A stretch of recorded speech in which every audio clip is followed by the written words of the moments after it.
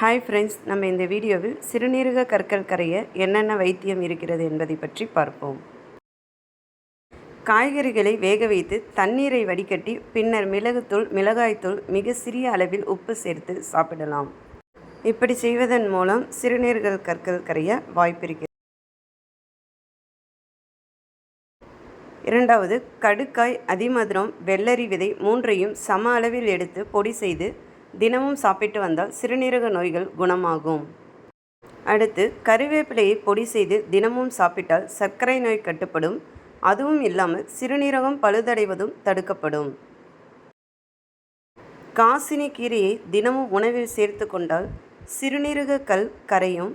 மற்றும் கீழாநெல்லி இலைச்சாற்றுடன் கற்கண்டு சேர்த்து சாப்பிட்டால் சிறுநீரக பாதிப்பிலிருந்து நம்மை சரி செய்து கொள்ளலாம். அடுத்து, சாணக்கிய கீரையை கசாயம் வைத்து குடித்தால் சிறுநீரக கோளாறுகள் குணமாகும்.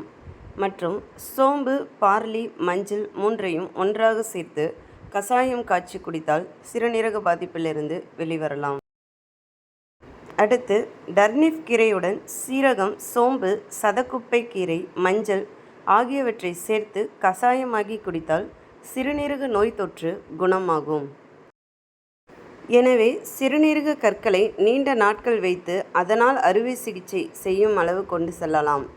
வீட்டிலேயே தினமும் அதற்கான உணவுகளை சரியாக உண்டு வந்தாலே கற்கள் கரைந்துவிடும். இதை ஃபாலோ பண்ணால் சிறுநீரக பாதிப்பிலிருந்து நம்மை தற்காத்து கொள்ளலாம்.